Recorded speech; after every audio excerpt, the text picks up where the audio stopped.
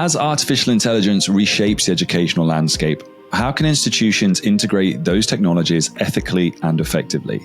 Today, we speak with Susan Morrissey, an education innovation strategist, to explore the pivotal question. Now, Susan is an education innovation strategist specializing in AI integration, organizational upskilling, and educational leadership. She provides strategic guidance on implementing AI responsibly in educational settings, preparing future leaders for the evolving digital landscape. Susan, thank you ever so much for joining me on the International Classroom podcast today. Whereabouts in the world do we find you? So I am in Hingham, Massachusetts, about 20 minutes south of Boston on the shoreline, and really happy to be here. Thank you for having me today. Well, thank you for joining us. For those of you, this will be a couple of weeks or months maybe in the future. We are just had Christmas, haven't we? So hence the Christmas tree in the background, and that's the reasoning why. But you've got a really sort of interesting journey, as it were, into education and technology. And as we start this conversation, I'm just hopeful you could share what led you to focus on AI integration and innovation in education. Yeah, I came to it actually through a really sort of circuitous route. I was born here in Boston, spent most of my life here. And then in about 2015, I said, I need to know more about ed tech. And I headed out to the Silicon Valley, where I led a few different schools to learn blended learning, to learn what kind of tech was going on. And as I was out there, I became friends with more and more tech folks and started to see some of the trends that were coming. And so I think in some ways I was really blessed with an advanced moment of thought, right, about we're building, clones and drones and weapons and all of these things, but then also all of these blended learning solutions are becoming more and more tailored and probably are going to take a greater and greater role. And so while I didn't necessarily understand what AI looks like post the birth of ChatGPT as we know it, I think that I saw something of what was coming and sort of stayed on trend all the way up through the birth of ChatGPT and OpenAI for educators, which I feel like most of us didn't really understand the capacity or the change until it arrived. But I think I had a lot of good forethought before we got there. Amazing. Just unpacking a little bit of what you said there. Obviously, we talk about blended learning a lot. And for those educators, maybe some people came across it during COVID. Some people maybe never come across it. Just to help us a little bit, what is blended learning? So really, it doesn't necessarily involve computers, but mainly it does, at least in the Silicon Valley, it does. So breaking learners into smaller groups and doing rotations so that the teacher can get more small group time and more tailored instruction to their students. And then doing more things with the computers for reinforcement, for sort of repetition, that kind of thing. This became obviously incredibly handy during COVID. It was an important skill to have. But I will say also, prior to my moving to the Silicon Valley, I worked with a Chinese corporation in academic support programs. So I came to work for them. I didn't know anything about Mandarin. I didn't know anything about Chinese culture. I didn't know sort of why were the students studying here in the US. I didn't understand any of that. And so before 2015, I had the experience of working across the country in many schools and working with Chinese students in high schools and working in China doing the in-country orientations for the students coming here. And one of the things that I think that also inspired me to go into looking at ed tech, because I began to understand that the investment that was being made in terms of math and science and technology in China was very different from what we were seeing here in the US. And also that for me as an educator, one of the things I found most interesting was that in my experience as mainly an elementary school principal, was that most of the elementary school principals I knew here were mainly humanities based, right? So we like to write, we like to read, we like the history, we like all of these things. We are not mathematicians, we are not scientists, we are not. And I mean, there's exceptions, but the vast majority were humanitarian-based people.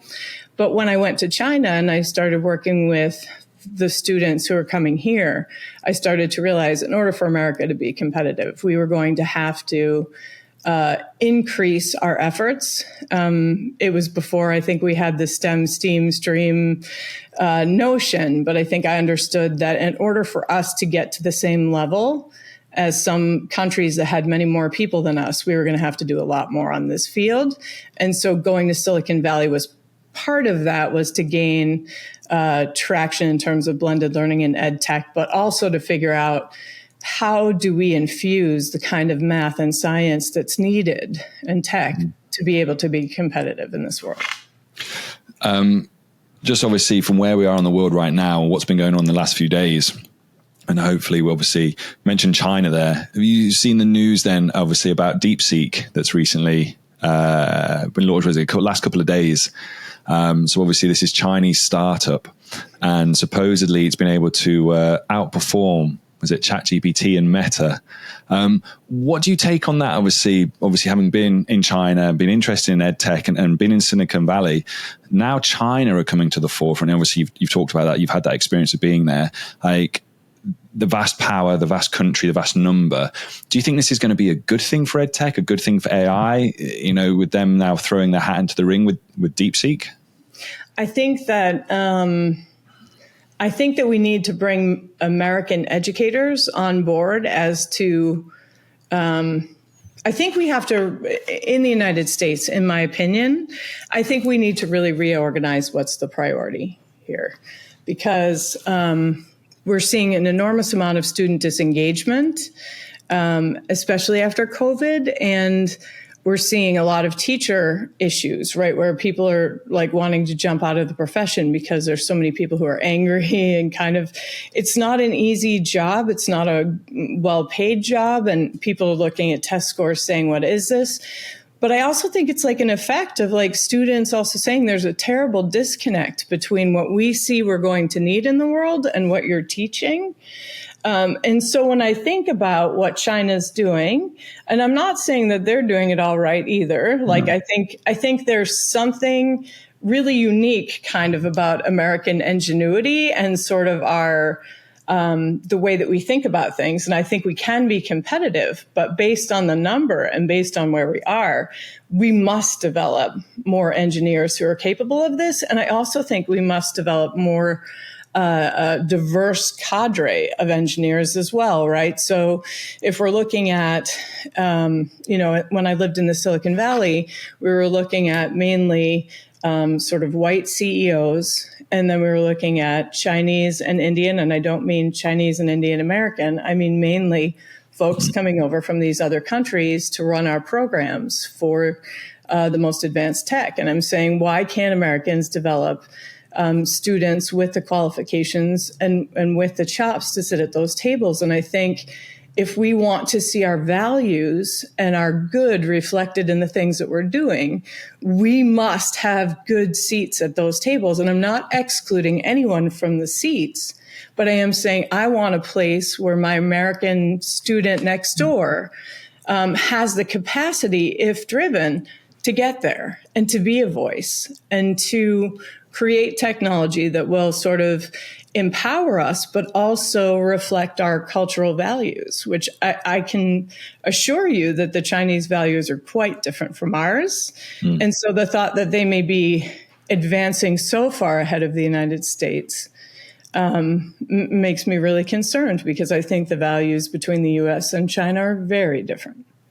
Yeah, I think it's an interesting one. I think most educators, and obviously I'm an international educator, but wherever you are in the world, your origin would be in terms of how is it being implemented into the curriculum to therefore maximize and develop the skill sets of those individuals so they can go on to, as we often hear so many people say, the jobs of the future that aren't yet jobs, as it were. And in order to do that, one of the things obviously that is often talked about, but probably still not as understood as it should be, is about ethical considerations. And we hear a lot about ethical implementation of AI. From your experience then, what are some of the primary ethical considerations that educators and schools should be mindful of at this moment in time? I think there are two things. I think there are two things I would focus on to start with. I think one is about data privacy and really making sure that people understand what AI is and what it does and who it's owned by. And that no matter the altruistic purpose or the good outcomes or whatever is being promoted by the corporation, that you have to be aware that data is being collected and that most of it is being sold. And some of it is probably being sold for reasons that are not in your best interest. So, I think I was at a speech last year, and it was with a group of American educators, and someone was saying sort of AI is harmless and all this kind of stuff. And I don't think that all AI is bad, and I don't want to ever have anyone think that I don't see some balance in this, because I do. But I think, when I talk to them about, listen, I'm doing research studies at BC, and if 95% of the data the school is collecting is being sold out the back door without you knowing where it's going, that should concern every educator in the United States. Like, we've made these agreements on behalf of our families and our students, and without any understanding of what that means. And then when we add AI to it, where I think it becomes much more complicated because, of course, it's incredibly convenient, and I use it too, but that I think there's an effort, particularly with children, to anthropomorphize it, right? So it's your friend, it's your counselor, it's all of these great things. But then people are sharing information with it and uploading information with it that I'm like, you don't know that, like, this information never goes away. Yeah. Like, for example, I'm looking at like the counseling apps that I've seen schools promoting. And I'm saying, like, I would never want a child to interface with one of these, and someone's saying, yeah, but they'll tell them about, sort of drug, sex, and rock and roll. And I said, yes. And what happens when that comes back in a way that you don't expect? And I've even known like super moral people who have created these counseling apps for good, and appreciate that and understand what they were trying to do. But then I'm saying to them, one, you're also paving the way for people who are not like you. But two, what happens when you retire? Where's the data go? When somebody buys that company, you can't guarantee the privacy of that data beyond your being. And I'm like, I would never want for a person to put in their most sensitive data into something where you don't know where the data is going and how it will be used. And then as I see more and more of these dating apps, and I'm seeing like, there's millions of Americans dating on these AI sites, like dating a bot. And I'm thinking, who would be sharing their most intimate like thoughts with a corporation, and you don't know how they're going to use the data? I find that fascinating to me. There is I can't remember what the Netflix do all the documentaries, don't they? And there was one of them on there. I mean, my wife loves these, like the true crime, the criminal, or the sort of, the ones. And there was one on there, and I can't remember it's Madison something, and it is a dating app. And it was all to do with basically, then it boils down to, it's like you've said then, it's like there was all these women that were meant to be on there. It's like, no, there was a lot of men on there. And then there was females who are pretended to be females by company employees or other people. And that was years ago. So fast forward to today, obviously, it's like AI, these AI bots, very easy to do. And we're hearing stories come out now of children interacting with it. And I spoke with a guy called John Ford, who is a founder of a wonderful platform called UHQ. And it's all to do with sort of children's emotional well-being, sort of the social emotional well-being, and being able to monitor this.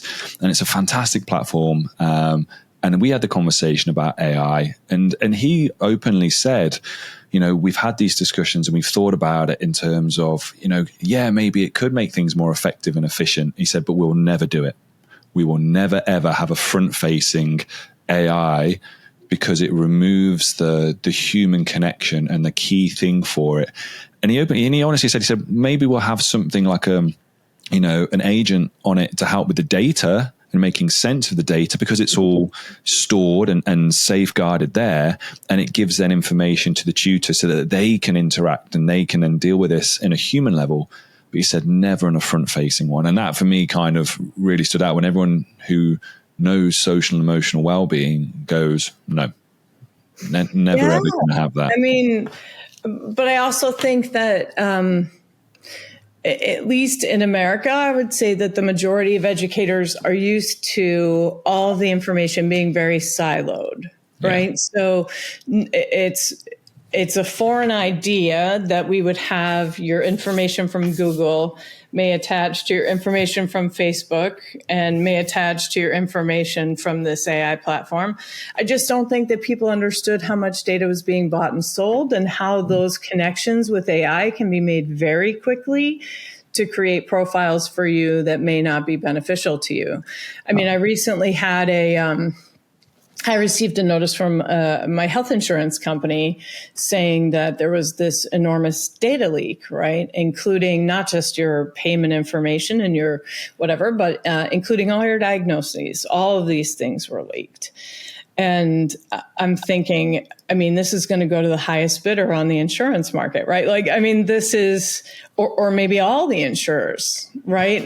Because we're a privatized system. And so does that mean that people's insurance rates go up if they have pre-existing conditions in the future?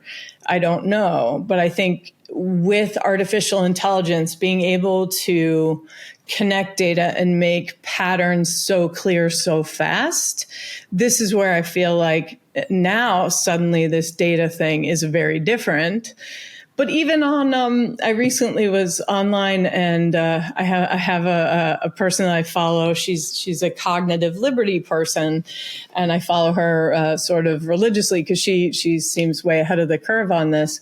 And one day she posted and she said, "Check your Grammarly AI for all of you in higher ed." She said it's tracking by keystroke. And I was like, Grammarly AI, which I would have put as one of the top of sort of like the moral AI applications. And sure enough, they were tracking by keystroke, and it was turned on. Like that was the setting that was turned on. And I'm like, what are you going to do with it? So you're selling this data too? And I think it's just a very slippery slope, what you're deciding to put in and how you're using it. What does that mean for people when you talk about tracking by keystroke? So in other words, in using the product, you have in effect giving them the right to track all the keystrokes on your computer. Right? Now we know, like by your Apple ID, yes, that's also happening, right? So you know there's certain ways you've already done that. Yeah. But then to hear that Grammarly was doing that too, I was like, wait, I would have trusted Grammarly. I would have laid down and said, that's the one that's not. And then sure enough, she said, go in, like she had a whole bunch of us, and she said, go in and see, is it toggled on? And on all of us, it was toggled on. So it was the natural setting was tracking by keystroke. It's fascinating. Like, I've been very fortunate to speak with a couple of founders of these products, and gentleman, and one of them is quite ethically concerned about it. He says he really struggles with it, even though I'm a founder of this and we do these wonderful things for businesses, and then we try and use that to filter down into education. He said, I struggle with this every day. And he said, you should always ask, if anything's free, any AI platform is free, it's more than likely because they will be selling your data. And so everyone I speak to is a founder who does that. I always ask them, so what do you do with the data? And some of them are quite, it's like, it's siloed here. We have to keep it for 30 days due to fraud, and then it's gone. But it would be very interesting. And these are, like, I would say, reputable platforms. But we know in the age of AI, there's a lot of snake oil. There's a lot of snake oil salesmen out there, and people trying to make a quick buck off it and being able to use it. And part of that then, in terms of what we use in class, kind of falls on teachers then and institutions being wise to this. And I think with that then really comes this concept of upskilling. We need organizational upskilling in this digital age, this AI age that we find ourselves in. Like, what strategies should educational institutions adopt then to upskill staff and stay ahead of the curve? So I think and I'm still working on sort of perfecting this. I don't think I've found it yet. I tend to come in and do the one-off and people sort of hear me. But then when I'm like, well, when it comes down to the real work, they get a little bit more nervous and like, I'm not ready for that. And I'm like, I appreciate that you're not ready for that, but you don't have a choice. Like this is a moral imperative from an educator.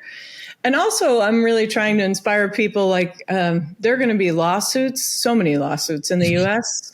for the way these things are being used. And I'm like, you can prevent, I think, some of the trouble that you can see coming if you're partnering with your parents and the two of you are having discussions about, this is a really interesting moment and there aren't guidelines that are properly formed for us on this. And like, let's understand what we know about the tools today. And then let's try to head off problems with our students, right? So like the nudifying classes kind of stuff that we're seeing schools deal with. I'm like, I don't know that you can prevent the nudifying of a middle school kid, like thinking they're going to try something out and they're going to nudify their classmates. But I do think that you can mitigate the damage between you and the parents if you have had a conversation to say, listen, we are jointly responsible for this. If your students are upstairs in their room for 4 hours on the computer and have access to these tools and you don't know what they're doing, you too have a role in what is happening here. Because what I'm seeing is that there's a pushback from the parents on, this is the school's fault. Yeah. And I'm like, is it really the school's fault? And I think the school needs to do more in terms of education, in terms of helping the child that's going to think about nudifying his classmates. I think there's a role for schools, but I also think I think that if schools have that conversation with parents and set the expectations of like, kids are going to make mistakes here and we're going to partner up and we're going to figure these things out. I think that's a much healthier approach than what I'm seeing now, which is like, schools are like, we're going to wait for AI to pass. And then the parents, when these things happen, are coming back at them like, you've got to be kidding. Like, where were you? And why is there no policy? And so this boy who nudified his class got a 2-day suspension, but the girls whose pictures were shared all over the place, what does it mean for them? And I think one of the things we learned right in this process early on is that we haven't evolved to be able to tell the difference between the two too, right? So, all the young men maybe who saw those pictures will still have physical reactions, even though those are not truthful pictures. And I learned this early on myself. I actually saw I saw a video of a priest, and it wasn't so foul or anything, but he was basically, they were showing him on a dating site where he was talking to a young man. And there were 2 videos. And it did really look like this priest. I know this priest. And it did really look like him. And he's president of an all-boys school. So I think that's especially problematic. And I'm embarrassed to say that I did watch both videos because I was like, what is this and what is happening? And the interesting thing is I watched both videos and then nothing happened on the school side. The school wasn't doing anything about it. And I know these people, and I know they're very moral people at the school. And I thought, well, if they're not doing anything, then these are deep fakes. And it was certainly like the quality of it was such that you were like, yeah, a good high school student could do this. But then here's the interesting thing. When I run into his name or I run into his face, I run the videos through my head and I wonder if I was wrong. And that's so interesting because I'm like, no, logically, I decided there's no way it's true. But this question remains in my mind, even though that part of my brain had decided it wasn't.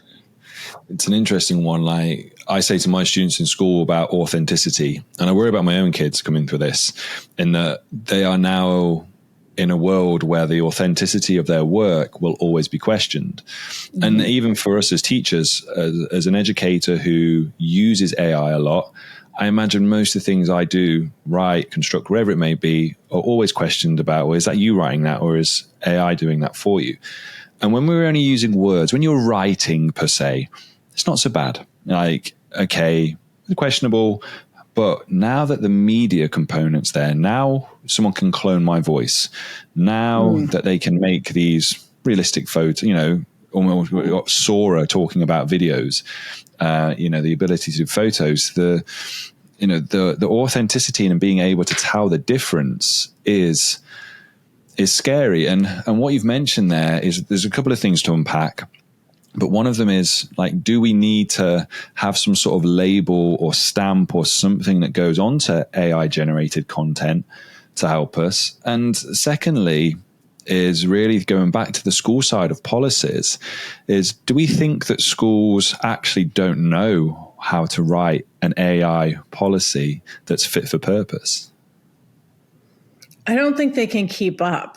I mean, I think this is where the initiative shifts off of, at least in American schools, I can tell you that I think this is one of those ones where there's two things that are true that have never been true before, and that American educators may have a hard time getting around this. One is that you have a corporation with an amount of money that you can't imagine that is moving faster than anything. So you could write a policy today and the tool changes tomorrow. The policy is irrelevant. And you don't have enough staff, you don't have enough knowledge, you can't keep up with that, right? I think that's true. And then secondly, and I think this is a really important point, you're never going to be able to keep up with the kids. You naturally, like so me as a 54-year-old woman, will never be able to wire myself in such a way that I will be able to keep up with the kids and do exactly what they're doing and get ahead of them. And I think for me, the shift is more like I need to understand what I can about the tools that are there and accessible to them, understand how are they using them, and then figure out how am I designing an education so that they get the other pieces that they might not think they need while making it relevant to what seems like their future might look like. But then also learning from them how they're using these tools and helping to be sort of, I think, a guide in two ways. One, a bit of a moral compass of like, can you, but should you? And then also, secondarily, talking to them about reality. Because I think there's a huge play for all of these deep fakes are going to make reality slippery, especially for our youngest students. So this is the one effort where I'm like, I am less worried about high school students than I am about my elementary students. Because I'm like, the high school students have at least had a base of reality over time. So that they can, I don't know that we've taught them exactly to question everything that they see, right? So like all these TikTok videos and all this stuff and like believing that this is news, real stories, not being told to influence you for what they want you to buy or believe or whatever. We could have done more there. But I think when I think about the elementary students coming up into this world, where there's so many things trying to influence their perspective of reality. And we don't have, at least in the US, I don't feel like we have a lot of teachers nor parents who are armed to kind of defend reality. So how do we go about building capacity for this sort of AI upskilling and integration? I think we start with two things. I think we start with what skills we know they're going to need. So, of course, like the questioning and all these kinds of things. But then I have a very good friend who's, I think she's vice president of global sales or something at NVIDIA. And I talked to her about a year ago and I said, hey, Lissandra, what do our kids need to know? Like, I'm in education. And she said, well, I'm so far ahead of you. Like, I don't even remember the tools you're using. And I said, well, that's good. Just tell me, what do they need? And one of the things she told me, which I thought was really interesting for little kids, was language development. Yeah. And I hadn't really considered it a lot back then, but like she gave me an example of taking a group of fourth graders to a computer lab and using DALL-E. And then what she realized was, listen, the students who knew the word periwinkle as a form of blue could produce different things from someone who only knew the word blue. So she was like, depth of language and descriptive language becomes some of the most important things you can have when you're thinking about creating inside of AI. the more language you have, and like really precise language, the better you'll do. So I think it's sort of like a twofold thing, maybe even a threefold thing. You've got to question everything. I would always ask, what's the source and what do they want? I would ask, what am I giving up for this convenience? Right? And I think we have to teach kids to think like that. And then I think we have to teach them to think about, what are the ways that AI can enhance what I'm doing, but that I'm not giving over my autonomy in the thinking to it? And that I'm developing the kind of language skills that will give me options inside of these tools. I think these are some of the things that we really have to be thinking about. And really early on, like some people are saying like, oh, I suggested like even in preschool. And I'm not saying I would put kids on computers. That's not what I'm saying. They're already on computers, by the way, anyway. But I would say like, start to develop the language skills and start to develop the testing of reality. Like, okay, you heard this fantastical story. What should you be looking at to know, where did it come from? Who built it? Yeah. Why did they say it? Right? I mean, even teaching our kids, like everybody's on TikTok. I'm like, is that in the American interest that so many students are on TikTok? No. Has that been, my ignorance here, is that banned now in America? Were they talking about banning TikTok? They're talking about it, but they have not done it. Yeah. We'll see. Right. And so you're like, this is really insidious. And there's a lot of money moving behind the scenes. And I think it's been a funny thing, I think, in American education and even American parents in a way, where we don't like to mix the idea of money with like thought and education. Like, it's like, oh, gross. No, like that's commercial and that doesn't have anything to do with this. And I'm like, no. There are giant influence campaigns happening all around you. I mean, they were happening in social media, right, for sure.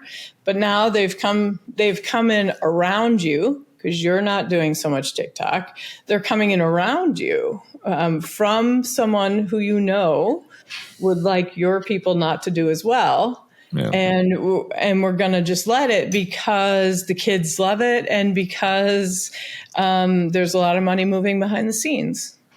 And I think it's very funny. My grown children will send me TikTok videos, and I'm like, sorry, I can't watch it. I don't have TikTok. Yeah. And they asked me why, and I said, I've worked for a Chinese corporation before.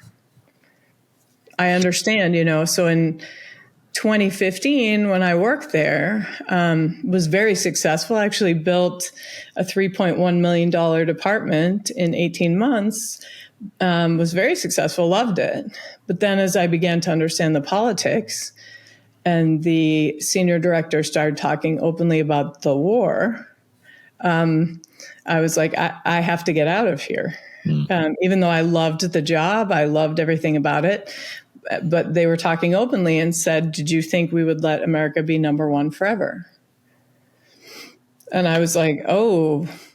And that was part of what drove me out to Silicon Valley, to say, like, I really have to understand this because I'm not sure we're prepared for what they're talking about and the number of people that they have.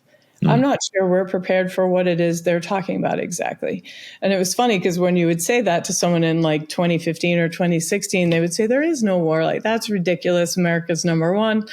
And now, like, you look at it and you go, no, you can see the plan has been laid over many, many, many years. And I don't know that it will be a hard take war, but I do think, like, I think our interests are competing currently right here. And I want American kids to do better. What is it you think, obviously having both sides of both experiences, what is it you think they are competing for? To be number one, 100%, to be the superpower, right? I think there is a strong interest in that. And I think it's a very different way of thinking. I appreciate actually my time in that corporation to understand the way of thinking, where it's more like, no, a lot of people say it's unethical, but I don't think it's that. It's just, it's the shortest distance between 2 points is the smartest way. Luckily, I think that's also really flawed, where Americans don't think that. We're kind of thinking about like, what's the most creative way to solve the problem versus let's copy something and get it done faster. But I do think when I think about the number of people who they have working on this problem, I'm like, this is a very different moment for us. Like, for example, I think you read the news recently where they said, sort of all of our cell phones are unsafe and you need to encrypt all of your apps on your phone because there's been a hack that they don't think they can undo, right? And Chinese hackers, and they don't think they can undo it, and they want you to encrypt everything on your phone. And I told a couple of friends this, and they kind of blew it off. And I said, I don't think you're understanding what they're saying. And they were kind of like, well, I mean, what would they want with me? And I said, I understand that way of thinking until you start multiplying by how many people. And then you start to think that the wealth distribution is very different, right? So you could have someone for whom my bank account could be the fortune of a lifetime. Now, it wouldn't be a fortune of a lifetime to another American person here, and you wouldn't be interested in it. But if you were in China and you didn't grow up wealthy, that could be a fortune of a lifetime. And so I think the motivation and the number is very different than what we're used to thinking here in the US. Okay. So let's shift then, maintaining that obviously, I'm going to say the type of child that we want to raise, the type of student that we want to raise coming through schools. And part of that is going to rest on the type of leader that we have in that school. And you're someone, as you say, you go and you work with strategy and innovation. Mm-hmm. What is going to be an essential competency for an effective leader now in these years to come, knowing that we've got obviously AI? I'm just thinking about the types of leaders and the skill sets that they need to have to be effective in these coming years. Agreed. It's interesting. It's part of the doctoral work that I'm doing at BC. I think that you need adaptive leaders who, also transformational leaders, but I think you need folks who can adapt pretty swiftly, who are interested in always learning themselves. So I think one of the points being that you cannot devise a strategy if you're not even aware of what's happening. And this is a real challenge, right? I'm like, for an American educator to stay on top of the developments in AI is a really challenging thing. But I do think there are ways that we could organize having groups of educational leaders who are staying on that, and then having school leaders who are adapting program to meet those needs in a different way.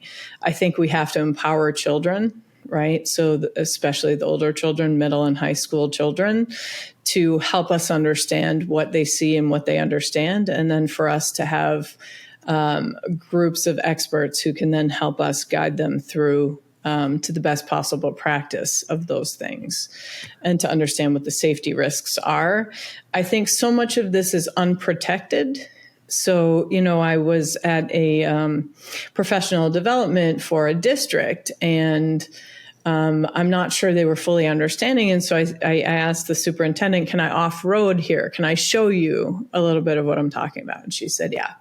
So I went on to one of the video AI programs, right? And I was able to create a video in 10 seconds of something that was pretty realistic.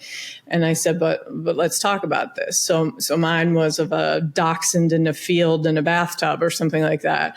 And I said, but imagine that your middle school boys might have a totally different idea of what the video they would like to create. And I said, but by the way, like, we as adults have this resistance in that, one, we're not sure we want to know all this technology. Like, we're not technologists. We weren't built for this. We didn't sign up for this.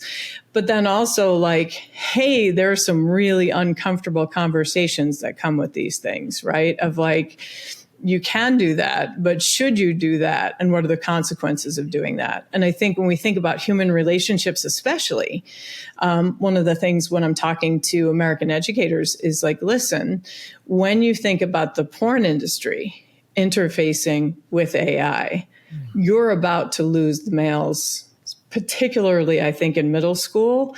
But your males are about to like go into their rooms and you're not going to see them for a while. And they were like, no, there's got to be age restrictions. And I said, are there?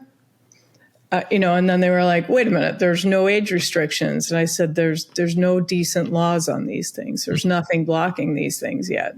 And even in talking with one of my friends, I said, she's at a very high company. And she said, we just figured out how to not allow child porn being run through our AI. And I said to her, great. So you're going to share that with all your competitors so that everybody knows. And she said, Susan, that's not how the for-profit world works. Mm. And she said, you can't.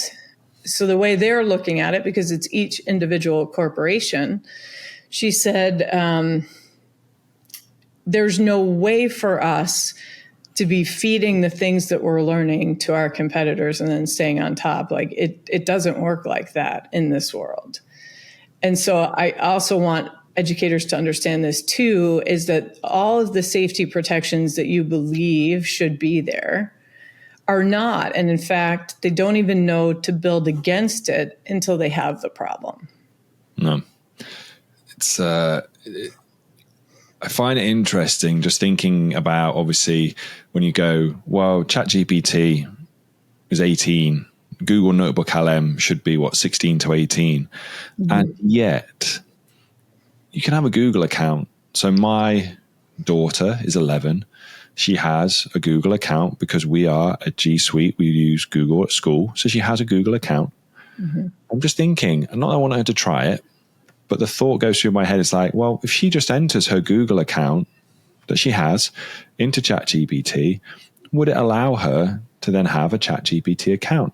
I know lots of kids at school who are not 18 or even 13 with parental consent who have Google accounts and are on using ChatGPT, who could then access Google Notebook LM. All of these sites are now connected, having, hey, just use your Google, sign in, make it easier. We think it's making it easier. Same platform, you just use the same login for everything. It's fine. But they allow you access to these domains and information, for example, that an 11-year-old is not ready for or need to know. And that's the scary part about it. Should just be able to go, no, I can see from your Google account that you are under 13 or under 18. You can't have access to it. Yeah. But they won't do that because, as you say, it's a corporation and it's for profit. And that is the concerning part. And you're right with what you say in terms of the should you do it, right? Versus yes, you can do it, but should you? Yeah. And that's where I find it interesting in terms of the types of leadership we have, how we build it into the curriculum. And that for me is the biggest challenge of everyone I've spoke with. And again, there's probably lots of us out there, but educators who are still teaching. And I said to someone the other day, I think I posted on LinkedIn, said, look, I still teach over 100 kids a day. And I think I'm relatively clued up on AI and I know how to use it. I use it myself. And I get to speak to a lot of people like yourself around the world who are leading that fight and trying to move the needle with it. But some of the things as I say, we don't have time. I don't have time in my curriculum, right? Because I'm still heavily focused on getting my students through exams that I've still got 3, 4, 5 more years, so I know that is a massive challenge to change. I also, and this is only from my side, when people say students, it's like they use it, but they don't use it well. Right. And that again is a big challenge of how do we then build it into the curriculum? And I suppose the question I'm kind of leading towards here is how do we build that collaboration between AI and humans to develop student outcomes?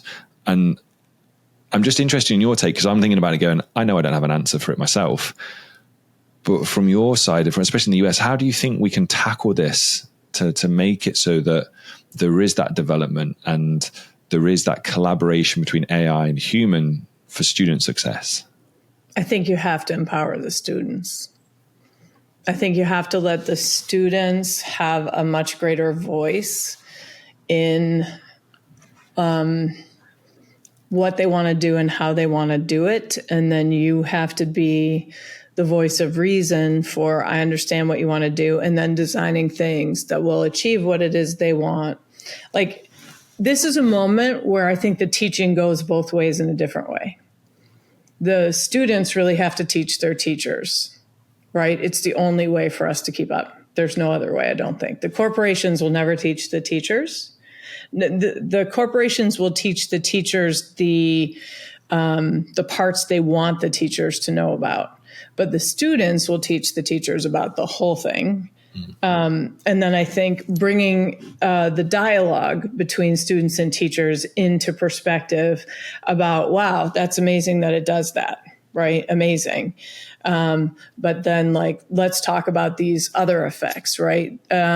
So like even talking to students, young students, about like friendship AIs, and then, asking them like, why are you using this? And do you understand though that that's going to impact your actual human relationships? And though it is a more comfortable place for you, do you see that it does these other things? But I think like those conversations have to happen. And it's really interesting from my perspective.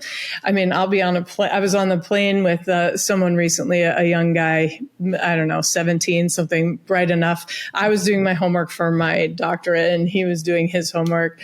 And I said to him, wow, that's paper and pen. That's interesting. And he said, oh, hey, I'm cheating. And I said, are you? And I said, you're cheating with pen and paper, though? Like, that seems antiquated to me. And he said, oh, these boys just got caught doing ChatGPT and all this stuff.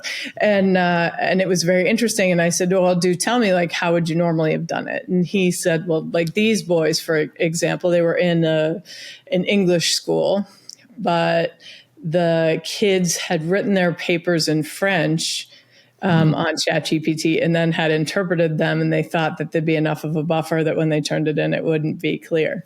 And I thought, oh, that's interesting. But I think having those conversations with kids about how they're using it and why they're using it, and like what's actually happening, so that you can say, that's interesting. And then I've heard some really amazing redesigns of lessons that I'm like, that is really good. I went to ISTE this last year, and there was a professor, I think, from a community college, and we were having a drink together, and I said, well, tell me about, like, what are you doing with this? And he said, well, I know that they're all using, maybe not just ChatGPT, but they're all using some AI. And I said, oh, okay, so what do you do about that? And he said, so what I did was I wrote the paper, and then I had the students' challenge was go back and write the prompt that will produce the paper that I had. Yeah. And I was like, because you have to understand the writing. Yeah.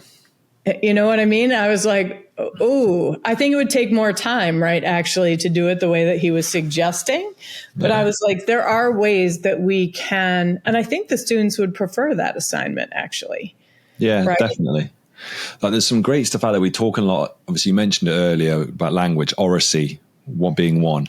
And that, I think, is going to, we can do a lot with that. But having the technology, we talk from an international school, the IB, for example, doing Viva Voces. So when you've turned something in, being able to do that. And there are platforms, I can't remember the name of it, but 2 students from Stanford had started to create this where you would input the data, the text piece that you want, and it would ask you questions based on that. And it could be randomized for each person, and you just speak them back. And then obviously now we know that voice and AI, in terms of understanding it and translating it, super, super easy to be able to do that.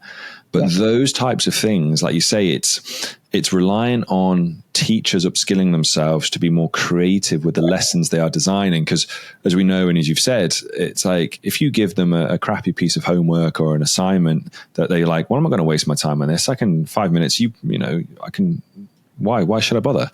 But things like that, where it's like you say, the development of a skill like talking or like language or trying to reverse engineer the prompts to figure out how something's done, it's just a different way of problem solving. It's a different way of critical thinking or creativity. And that's heavily reliant on the educators themselves, isn't it? In terms of becoming more creative and more thoughtful about, hey, how can I go about developing or delivering something that stretches and challenges my kids with these skills? Agreed. But then I think so in American education right now, we had all of this COVID resource money, right, that was filtering into, in particular, the public schools, right? And so that money just stopped. And so what we have now is the majority of educational leaders are really perplexed about how are they going to get their students what they need in terms of reading supports and all the things that they could do with the COVID money. And they're sort of really focused on oh my goodness, we just lost a tremendous resource and we're overwhelmed, harder to recruit teachers today, harder to train new to profession teachers. And they're kind of caught in this moment where I'm like, I think you have to let that go and turn to the future because it's going to happen so fast. Yeah. I was at a table once, with a group of educators, and I said, listen, Optimus will be here in a minute. And I'm telling you, when I look at American budgets that are really in trouble, Optimus is coming into these school systems. And if you don't like that idea and you think that's not a good thing, then you should really be vocalizing that now. And a bunch of the educators at the table said, you're out of your mind. No one's ever going to put, robots in American school systems. And then because sometimes fate just works out how it does, there was a fellow from a California school system who said, we're, $19 million in debt, and we're going to be employing Optimus 100% the day that it releases, right? At $26,000 or whatever, you get this tool that never sleeps, that can individuate every single lesson. That the test scores will 100% go up, right? Because it's just going to be, it's going to know the kids' work, it's going to know the testing, it's going to know these things, and this will be a very effective thing. But I'm asking people you need to get engaged now if that's not what you think is in the best interest of kids. And people are not ready to even look. And I'm I'm talking a 5-year window. I'm not talking about 20 years. I'm talking 5. But very hard for people to see that redesign must happen right now. Yeah, there seems to, I find it interesting just from my side, thinking about it from my side and what I have in terms of examinations that we talked about. It's very different in terms of, I work in a British system. So we still have GCSEs, we still have A-levels. Even with the IB, you still have the exams. And I know in America, it's slightly different. But for us, our hands are still tied slightly. And I don't know if it's the case with you, or I feel our hands are tied because we still have to get students through when they're 16, their exams. When they're 18, we have to get them through their exams so they can go to university. And there's lots of creativity coming in. And I spoke with someone regarding the London School of Innovation. Fantastic ideas. But the priority and how we are measured as a school, our success and our rating and what we can charge and everything like that is based on our student outcomes. How did they do at their GCSEs? How did they do at their A-levels? What universities did they go off to? And we all want a redesign of the system. Well, I say we all want, that's not necessarily the case, because some educators look at it and go, this is the most unbiased thing we have, that for people who don't have access and aren't equal or have the equity to this, it's marked by externals, unknown. Everyone sits the same thing. It removes all bias. And it's a fair point. Does it remove all bias? I would argue hard against that. This is the take we have on some. It's because it's a level playing field, and then you kind of go, is it really a level playing field because of how you can learn the information or how you get access to the information? And so therefore, because of it, you kind of look at it and go, right, curriculum redesign. And I could redesign my curriculum like that. I can, and I do to some extent. I teach it how I want to teach it and what I think is beneficial to the kids. but I still need to get the outcomes, which is why you will still have schools that go, well, we'll do a bit of rote learning here, or we do some, what you might go as, well, that's explicit instruction. And it's like, because that still has an impact and is effective, it's the balance, it's the trade-off, it's the, how do I redesign it so that I can still do this whilst also doing this? And that, I think, is the biggest challenge. I think looking at the system I work in at the moment is the balance of these two things. And I think it's possible, but like you say, it's a time factor. It's a, give me the time and I can do it. Give me a group of people, we could do it. And we can share that. But it's then a case of, like, I will say this all the time to people. Like, I'm a science teacher. I know people that, let's say, I use this hypothetically, but what if you're an English teacher who gets a 95% A star to B GCSE, gets 85% A star to be A level? Why should I change? Why should I be concerned about this? And I think that, for me, from your perspective, as we kind of start to wrap this up, is, how do we, well, first of all, do we need to shift those teachers? And if so, how do we go about doing it? I think you don't have a choice but to shift. And that's the interesting thing, where I think, people trying to kind of duck the initiative, like it will pass. And I'm like, I also think, like, interesting on the language perspective. I do think I have a friend, Ksenia Filatov at BC, who said to me, language would be homogenized by AI. And I think, like, I'm already seeing that happening. So I'm at the doctoral level, right? And I'm with my fellow students, and I'm seeing the flattening of sort of the creativity and sort of the robust language that you might have coming from people. You see this flattening because, like, the base of what they're doing for reading and writing is coming from an AI unit. And I'm like, this is really interesting. But then I would challenge that idea about the biased or the anti-bias thing, because I'm like, look, this is being written by, essentially, AI is being written by white folks, by folks from the UAE, and folks from China. So if you're Black, or you're Latina or Latino, like, where are you? So, like, for example, if I opened up a whole bunch of AIs, I would show you that white is the standard of beauty, 100% across all of these platforms. That's a really interesting story that we're telling to all of our people who are not white. And I worry about this kind of thing. And that I use that only because that's a real visual example. But I also think, in terms of the thinking that we are promoting as correct is coming from a very limited set of people who are creating the thinking. So, for me, one of the things I'm asking myself as I'm getting involved is, like, how am I going to help create more engineers who are different from the standard engineers that we're seeing now? Because I think the only way to change it is to bring in these perspectives into the creation of the AI in order to balance it out. Like, I don't think it's about a single algorithm. I don't think it's about a single thing. I think it's about a system of things that are promoting the people in power, are promoting people in power. And I think we have to be really careful about that if what we want is for more balanced and more equity and more, you and I as educators would likely agree that the more diversity of thought that we have in anything, the stronger that it will be. And I think we're missing a huge chunk in that way. I think for the teacher who's performing incredibly well where they're at right now, I think that's nice. And I think there's a time for that. I think that time will pass, though. And I think, well, I don't know, if I were in my 60s and I were thinking about retirement, would I really morph now? Probably not. But then my question would be, that would be the mentor to the teacher coming in under them who really needs to know. And if the system isn't designed to address it, then you're creating a future problem that may be worse.